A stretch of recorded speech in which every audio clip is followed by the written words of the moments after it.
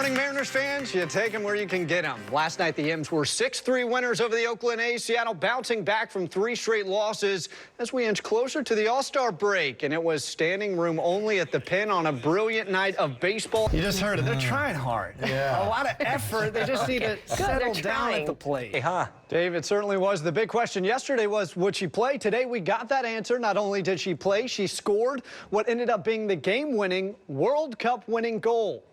And here it is in the 61st minute. Rapinoe poised and precise. The confident penalty kick puts the U.S. up 1-0. Mark, I'm sorry, you're always going to be second best now in the Pacific Northwest. I mean, just like that with Seattle getting a team. So, but it's all right. It's all right. We're in Canada. We're all friendly here. It's friendly for now. October 2021.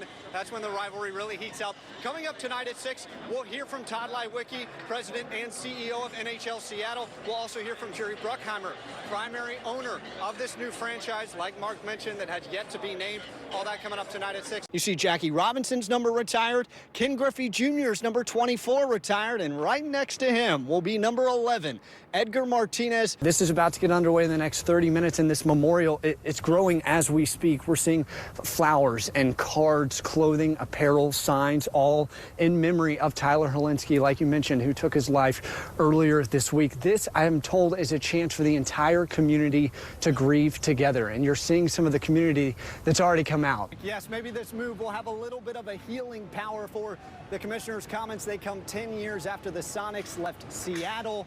And now, maybe that void will be filled. For the city, it's had a little bit of a hard time. Of course, the Soto Arena project, that fell through. Commissioners in the past, they've wavered, but there was no wavering today.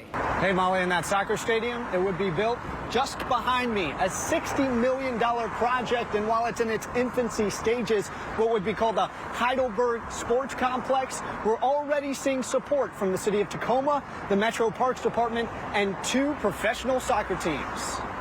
We certainly cannot have Daniel Vogelback quitting at this point. How about Sounders fans? Did you see the game yesterday by Nico Lodeiro? You know those days where everything is just clicking? That's the kind of game the center mid had for Seattle on the road at Columbus in a game that featured a fight, 7 yellow cards, and one heck of a finish. Lodeiro back in a Sounders jersey after playing for Uruguay in the Copa America tournament in Brazil. Now before the fighting, we saw a couple PKs. First in the 14th minute, 16-year-old Daniel Leyva called for the contact in the box for the Sounders. That sets up Pedro Santos. Yeah, he gets it in the back of the net. 1-0 Columbus at the half. In the second, after Lodeiro was taken down in the box, he delivers on the free kick. 1-1. All right, jump to the 82nd minute. What's going on here? Who said soccer wasn't a contact sport? Lodeiro, a couple shoves there. Sure, yellow cards would be handed out. Play would resume. So would the drama. In stoppage time, off the throw-in, who else? Nico Lodeiro. The header goes in. He's your hero, and the Sounders win it 2-1. Seattle steals 3 points on the road. But for Megan Rapinoe and many of the women on the team, today's title was about way more than a single trophy. Instead, they hope it's a turning point in how women and female athletes are perceived and paid.